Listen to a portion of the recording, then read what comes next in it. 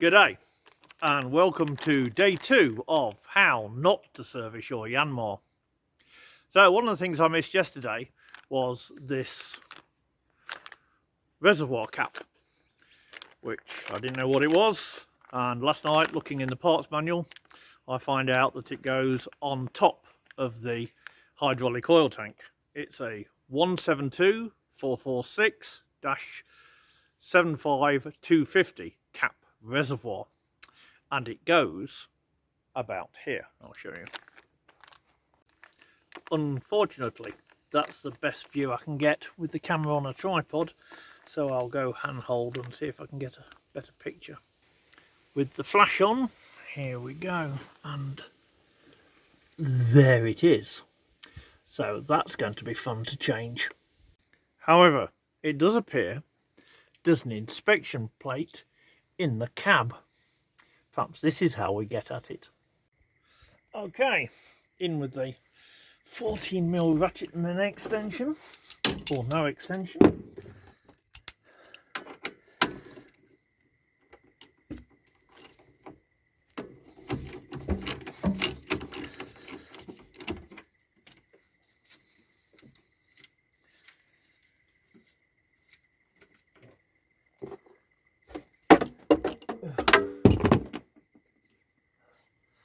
No, I'm going to have to get a spanner for that. A spanner it is.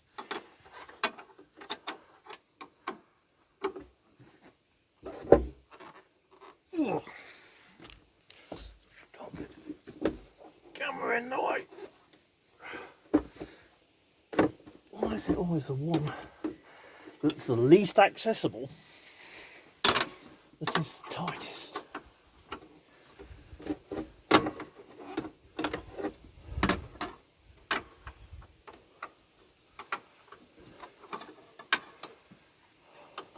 One of these fancy spanners they have on YouTube where there's a ratchet built into the ring spanner. God, how useful would that be?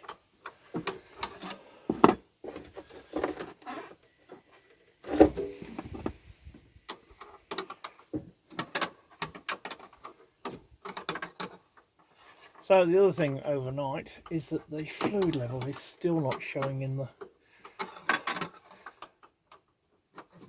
little orange ball floaty gauge. Now those gauges, very much like the ones we used to have as flow gauges when I worked at the university. I used to strip those down regularly to clean them up. Ah, here's this valve. I'll have to go handheld again. There's that valve. See, there. I have to reach in and clean that and then get it out. Well, giving it a quick wipe with the rag, and I think it's actually going to come out quite easily. Let's clean around the base of it so we don't drop crap into the tank. And all these cables. Yes. Here it comes. Oh man. I'm probably no doubt exactly in front of the camera. There it is. Excellent. Don't know quite why I'm changing this, but they gave us a new one, so I'll put a new one in. There we go. This is another game, but there we go. It's in.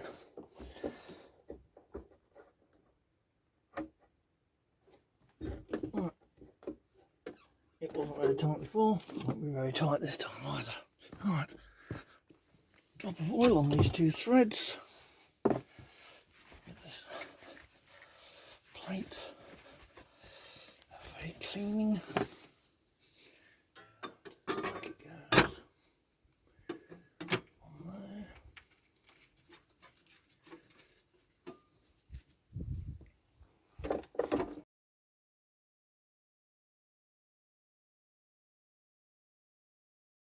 It's trying to rain again. It's going to be a day of rain, I think.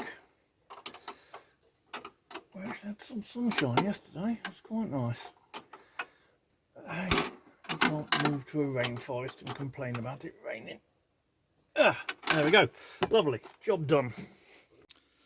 So I've just off camera removed this bolt and checked, and that ball is actually quite loose, and it also is possible to poke through with a clean screwdriver what must be into the tank, and there's no oil. So as all the oil went in and into there, we can only assume that there's not enough oil in the tank and I need to put more in. Okay, so we'll top it up some more and see how we go.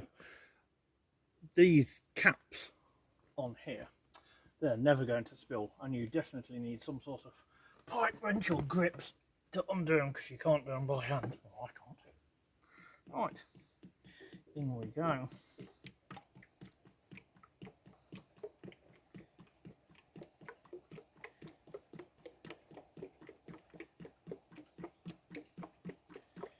Look at that. There it comes. Should be about halfway. Excellent. That's all it needed. Just a drop more. Ooh. I've a bit overdone it. Never mind.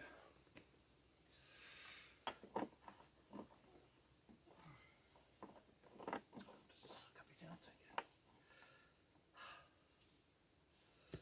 again. Okay. And it is, as predicted, raining again. So we'll just suck a bit of this out, I think.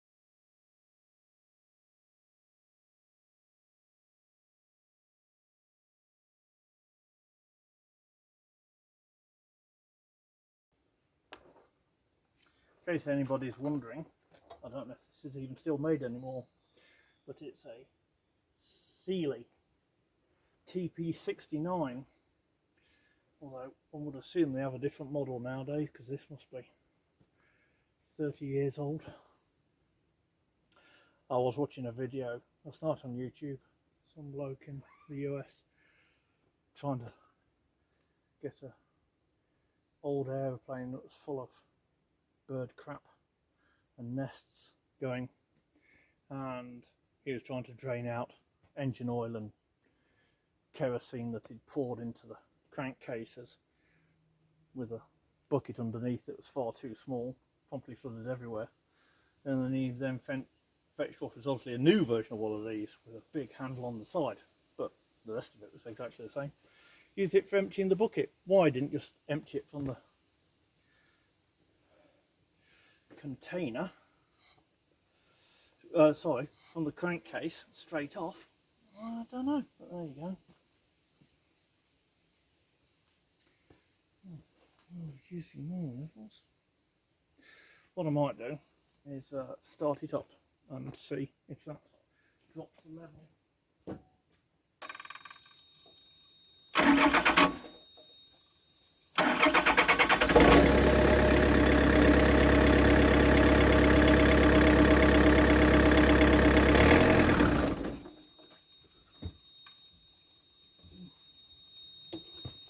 I turned the fuel off yesterday.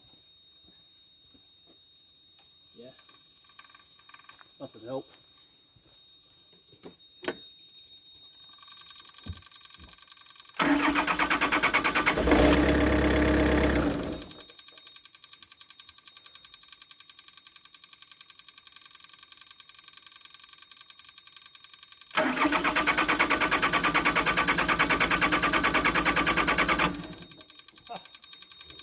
Good move. Turned the fuel off yesterday, drained out the water, and now it needs to be bled up.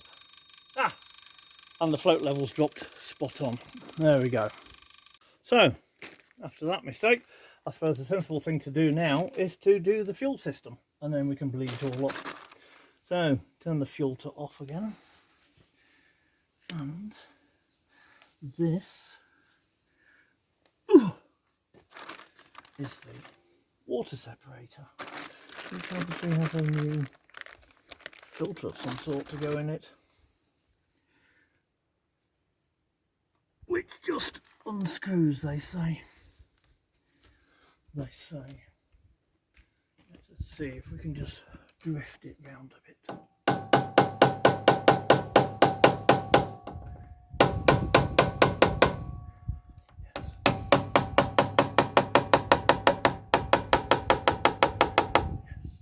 keeps moving. That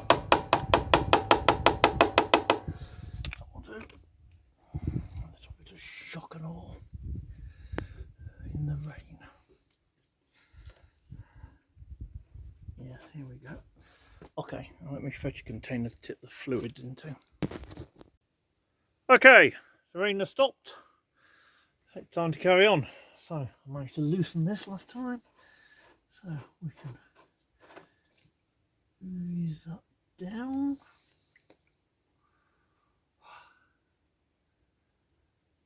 Oh, it's that little flexible pipe.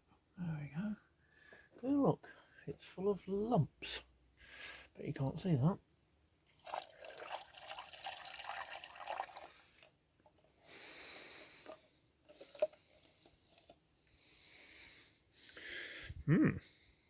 Ooh, and lumpy crap. Yeah, that's a good washout then. So that piece isn't present. That goes in the bin.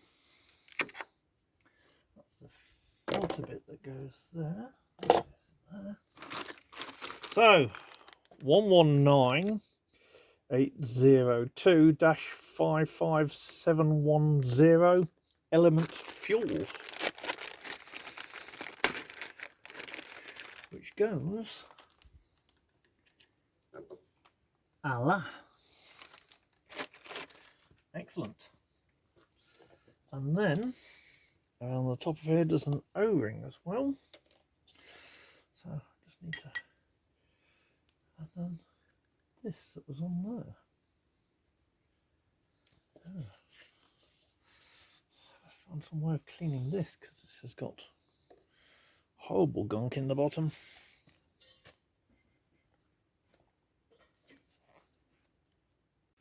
So here we go, cleaning this out. Remove the drain valve from the bottom to find that the little hole that goes through it that you used to clean it out was completely blocked. Don't know if that will focus. So have to pick. Oh yeah, that's clean now. That explains why it never drained out when I tried draining. Oh, and it's raining again. Will it give up? Clean this pipe a bit. So at least I can see when it's draining in the future. Okay, cows under the shelter. Convoluted plastic. Why didn't they make it smooth and then all the crap would just collect at the bottom and flush out? So it's got all these ribs and little grooves which it's impossible to clean.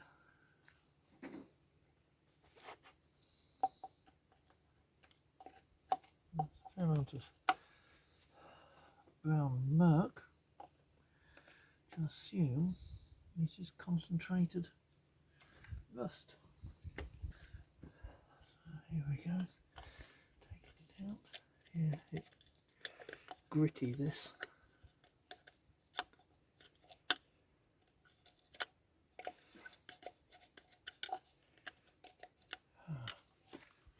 I've run out of spray degreaser, but I bet. Phew. Spray WD, oh yes. Spray WD fixes everything. Oh, spotlessly clean. That was the answer. Right. But the re-identified fuel filter, or identified fuel filter, because the number's different to that in the manual, is a 119802-55810 fuel foe, it says, which does indeed look like that. Excellent. So all I've got to do is get the old one off.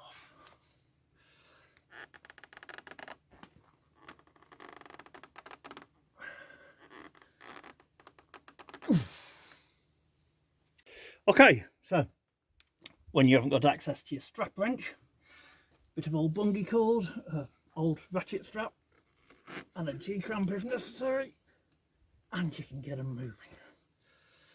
A bit of abuse, and away it comes. And this was a Sakura fuel filter FC-1016.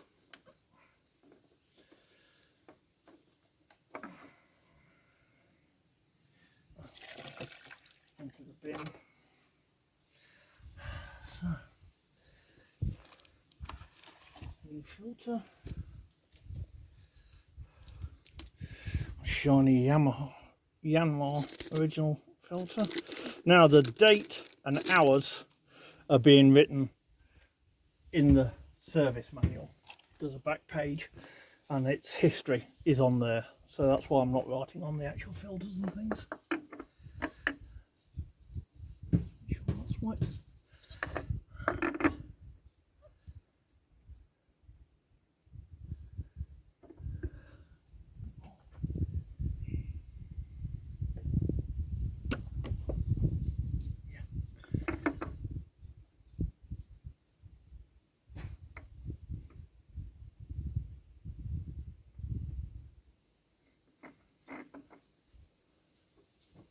Tightening torque is 1 turn apparently.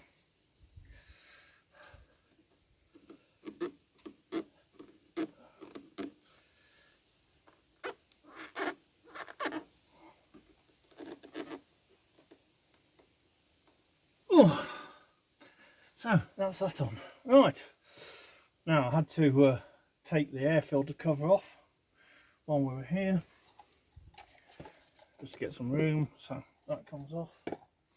We'll do the air filter while we're here. Ugh. That's the outer filter. That's the inner filter.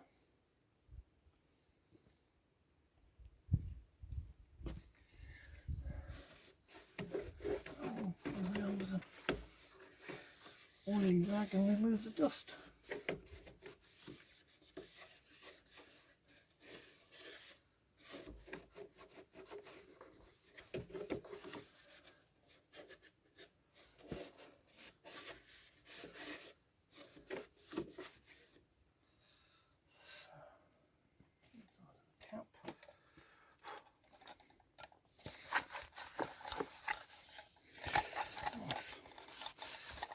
Sniff of an oily rag, as they say. And God, these gloves are lasting well. Disintegrated in seconds.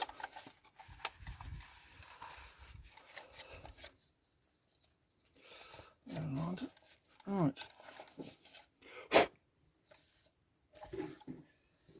So, the 2 new filters. So the one supplied as the inner one is a Donaldson part, P822858 22A02A. Looks identical.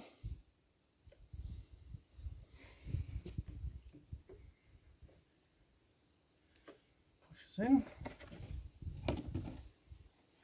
That's a genuine Yanmar part for the outer filter, which is a air filter 119808-12520J.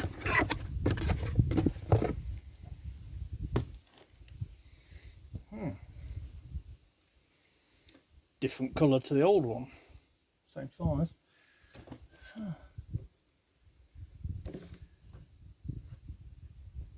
Goes over there. Take the cap.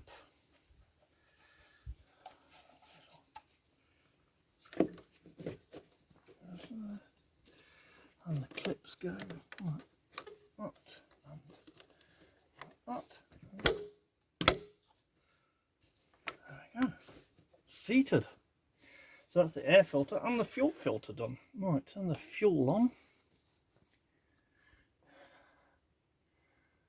Now, one would suppose we have to bleed that up.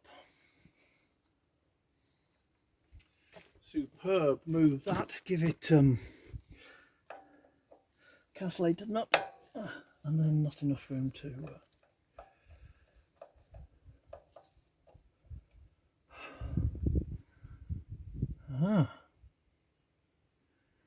doesn't just bleed up then.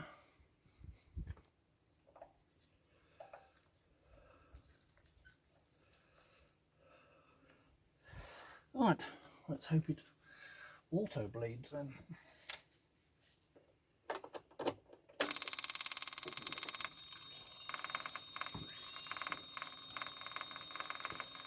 Oh yes, look at that.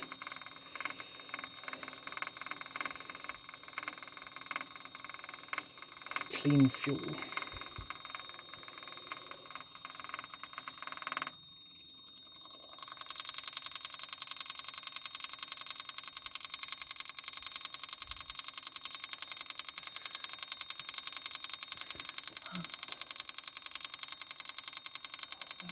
Hose that was on a clip. Oh, there it is, this one here. This was on a clip. Would you hold it out? There we go.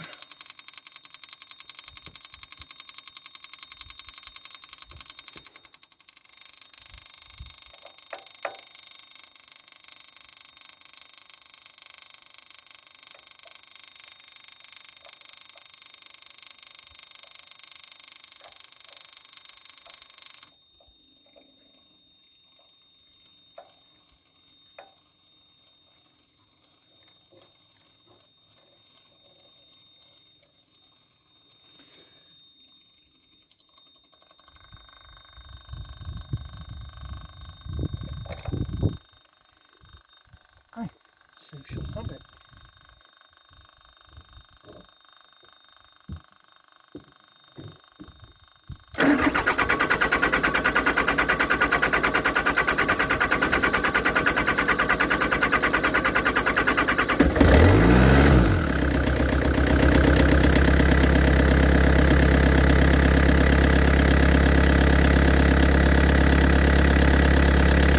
Oh, I love diesels that self-bleed.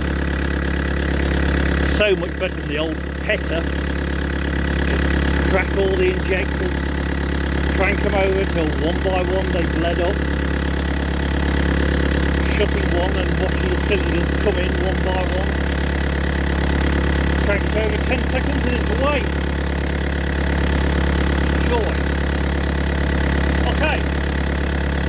So I'll let it warm up for 5 minutes, then we'll tackle the oil.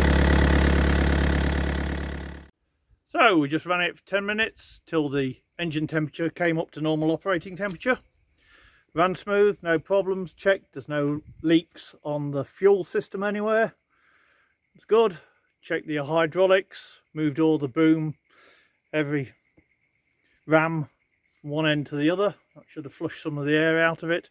Put it back into its resting position with the arm slewed to one side and down and the bucket down like that, which is its supposed level, and the oil level in the tank is showing as exactly in the middle. With the boom slewed from side to straight forward, it's right down the bottom, so I may just add just a little bit so it looks good every time. But yes, it's right. So now onwards with the oil. This should be relatively easy because there's lots of room to grip the oil filter and the dipsticks here, so I can get my suction device with a thin pipe down the oil dipstick and suck the oil out straight from the very bottom of the sump. So we'll do that first. Okay, I just spent 5 minutes trying to clean this thin rod to go down the dipstick, try and get this black mark off, to find out, which I'd forgotten, it's got a metal flexible rod down the middle of it so you don't shove it around the corner and kink it. Oh. Anyway, dipstick out, put it down somewhere safe, in to the bottom of the sump, onto the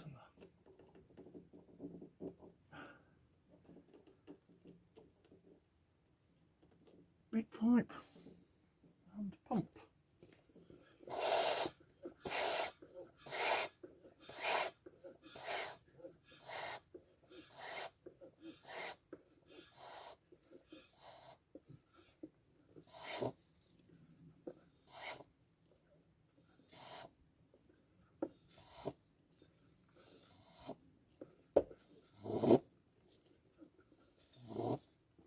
Right, there it goes, and there it goes.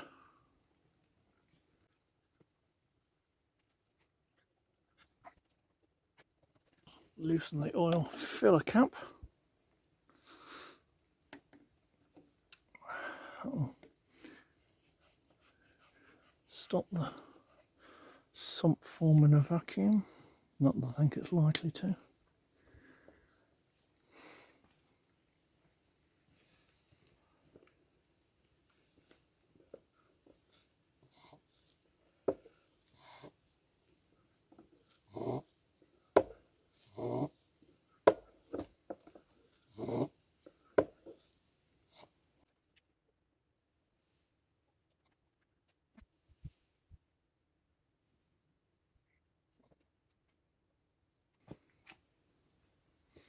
Okay, time for a container change.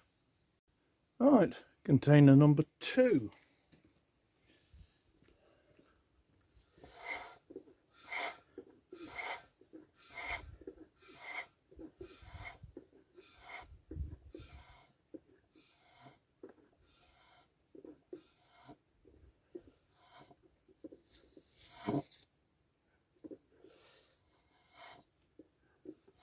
Oh, don't press on that relief valve.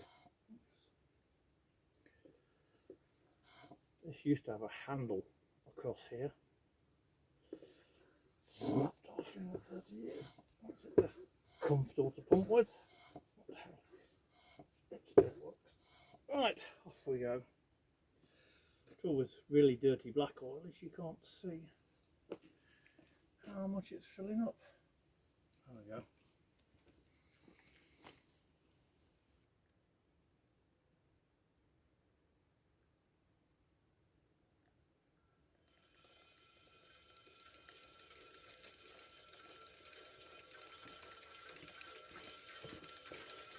There sounds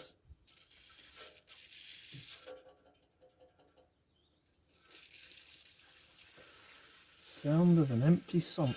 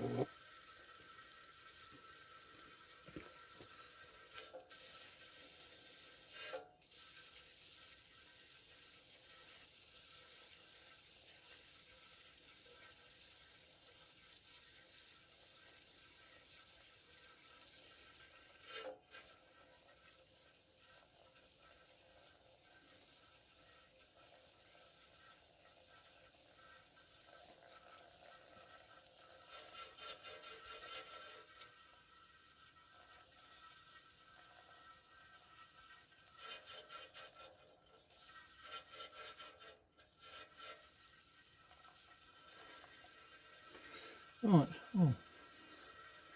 while that pulls the dregs, I'll get set up and see if I can mackle up. Still can't access my pulley holder come strap wrench, so I'll have to mackle one to get this oil filter off. Right, this is another old trick for the removal of filters. It used to be you just bashed a screwdriver through them. That was enough, but I don't think we do that anymore. Too much spillage.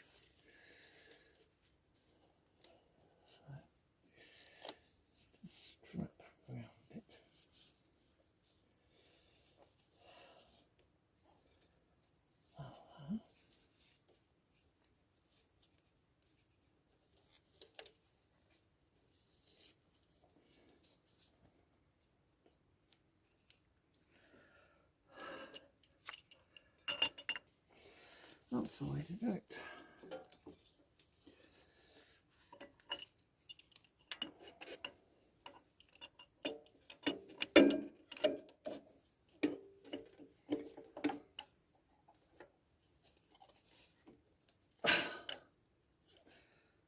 And then of course, if you can actually get a ratchet to it, I am rapidly finding that excavators are extremely well optimized for space. Modern cars.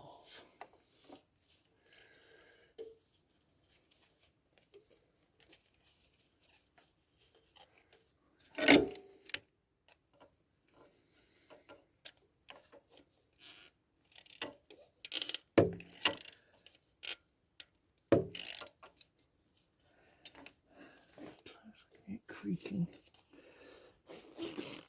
Better grip.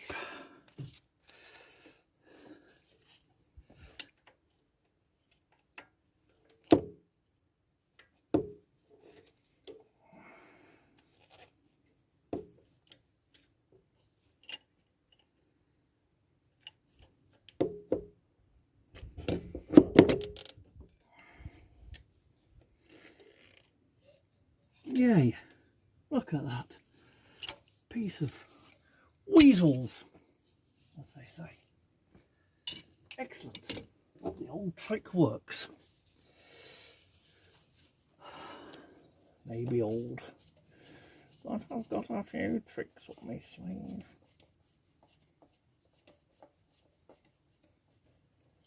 So the filter coming off eventually was again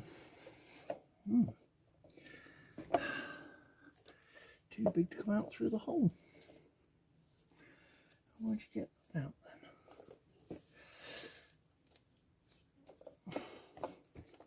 then? There. A Sakura brand C-1031.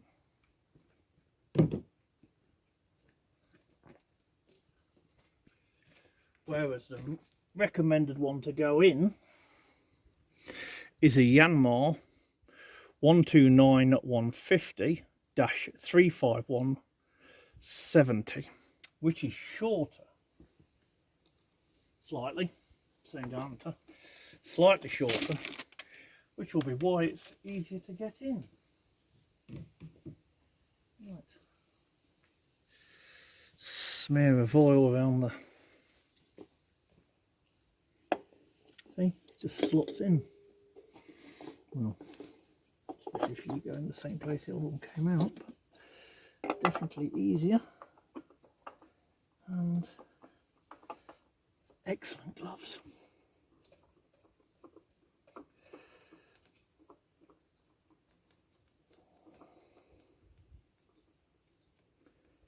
Right, before I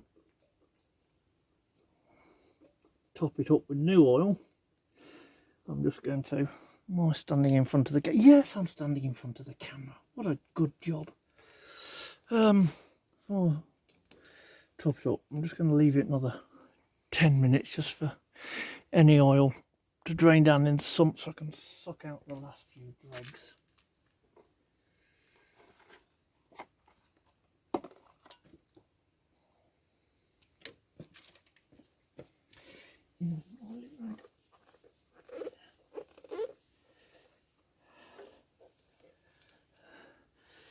Specified torque of that'll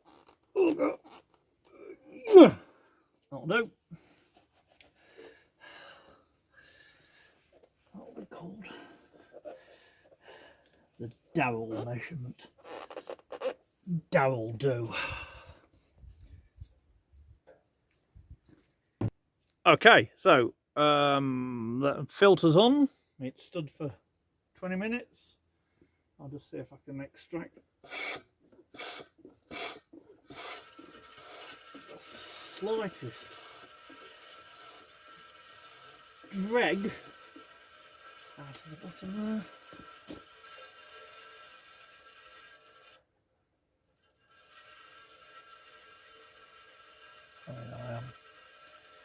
pulling at dregs.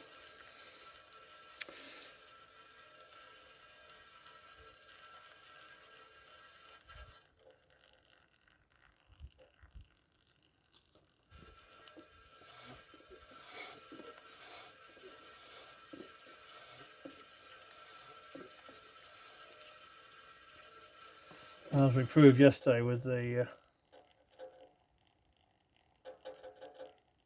bottom of the hydraulic tank,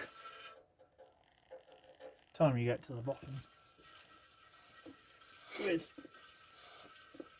nothing left really.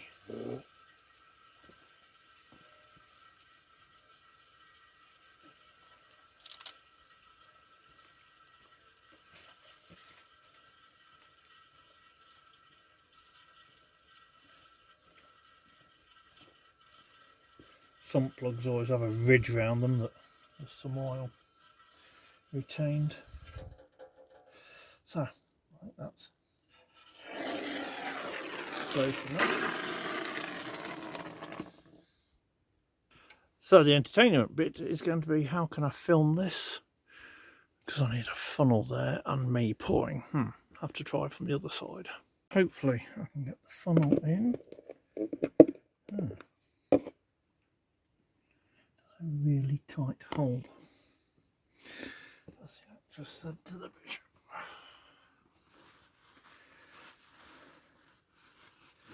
This video is not meant for children. Anyway.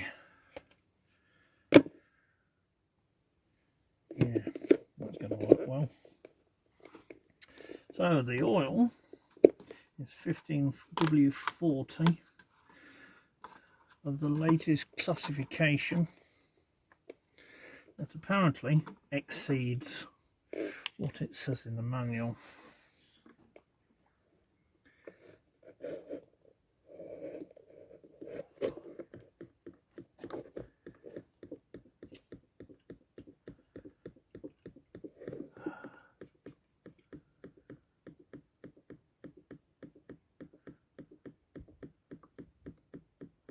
I think I need about 8 litres of this.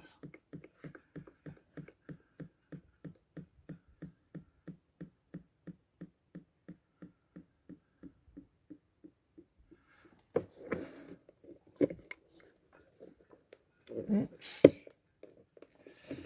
That's not sealing very well, is it?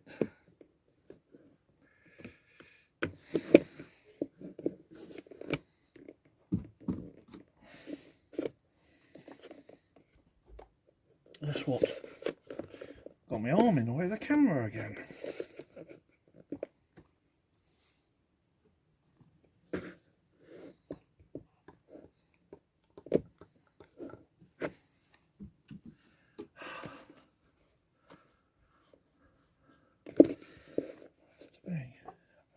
Doing this.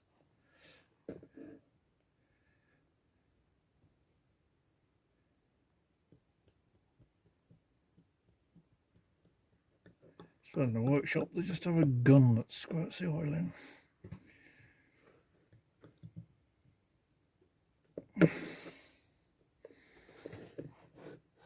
Right, that's the first 5 litres in.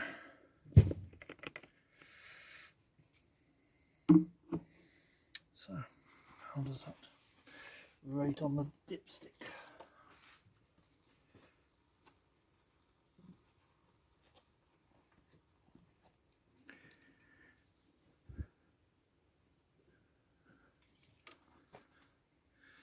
Oh, halfway up, well, a third of the way up.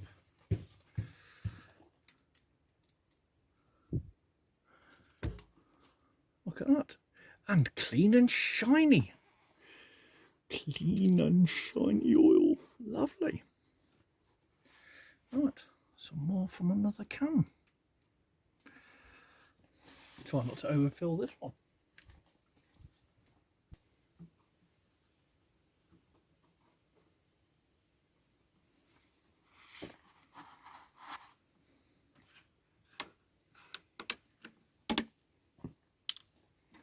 Can't be far full now, though. do that.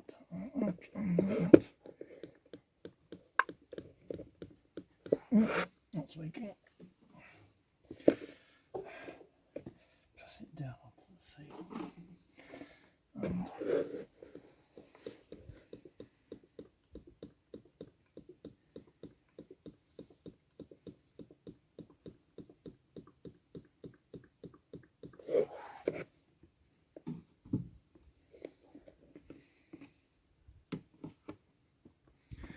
okay. Tippy stick.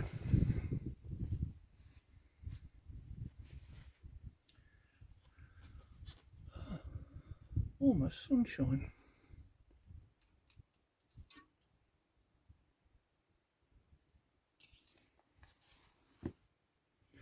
Over halfway.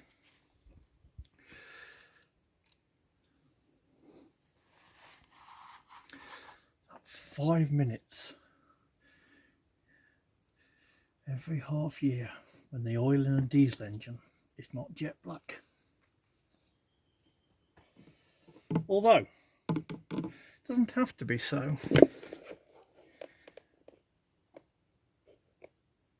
And now here goes a tale. When I worked on boats 25 years ago or so, there was a thing called a KleenOil filter, which was a additional oil filter, and a company near me that built boats were an agent, an importer I think. So I started fitting them.